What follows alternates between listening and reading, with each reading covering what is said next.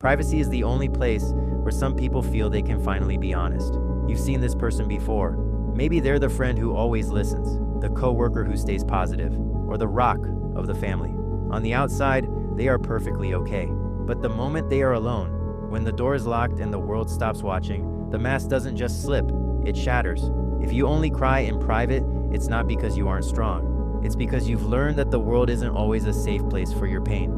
You've been disappointed by people who didn't know how to listen, or told you were too dramatic, until you finally decided that suffering in silence was better than being misunderstood. Today, we are looking at the psychology of the private crier. We're going to talk about why you minimize your own pain, the childhood roots of emotional hiding, and why, when you finally do cry, it's never just about one thing, the safety of isolation. For most people, crying is a signal for help, but for you, it's a vulnerability you can't afford. Psychology suggests that private criers choose isolation because they've developed a hyper-independent survival style. At some point, you opened up and were met with silence, judgment, or advice you didn't ask for. You learned that not everyone knows how to handle a heavy heart. Eventually, your brain decided that alone equals safe. You aren't holding it in to be stoic. You're waiting until you're in your comfort zone to let the pressure out. For you, the bathroom or the car isn't just a room. It's the only place where you don't have to pretend to be the hero for everyone else.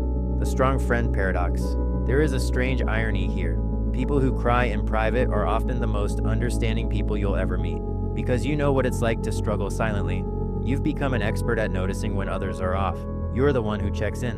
You're the one who remembers the small details. You treat everyone else with a gentleness that you rarely give yourself. But while you're busy being everyone else's safe harbor, you're drowning in your own. You compare your struggles to theirs and think, my pain isn't serious enough to talk about. You minimize your own hurt to make room for theirs.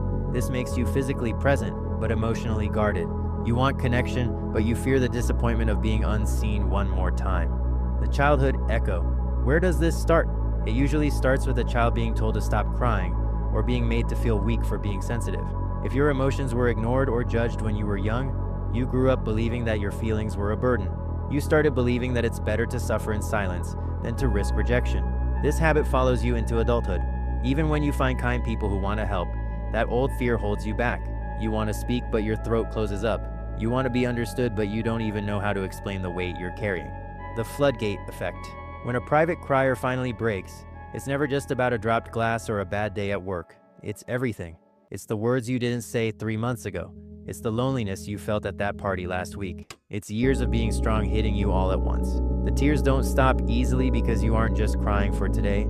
You're crying for every time you had to be quiet when it hurt. It's an emotional release that surprises even you with its intensity. It's the sound of a fortress finally crumbling. A message to the hidden. If you are someone who only breaks down when the world isn't looking, I want you to hear this. There is nothing wrong with you. You aren't broken. You're a deeply feeling person in a world that doesn't always know how to make space for depth. Your quiet strength is incredible, but it deserves to be understood too. You don't have to rush to open up. Healing isn't a race, but I hope one day you find a person or a space that makes you feel safe enough to put the heavy things down. Because you were never meant to carry all of this alone. If this video made you feel seen, leave a comment, share your thoughts, so I know you're here. We're building a community where it's okay to not be the strong one for a while. Subscribe for more psychology content, and I'll see you in the next one.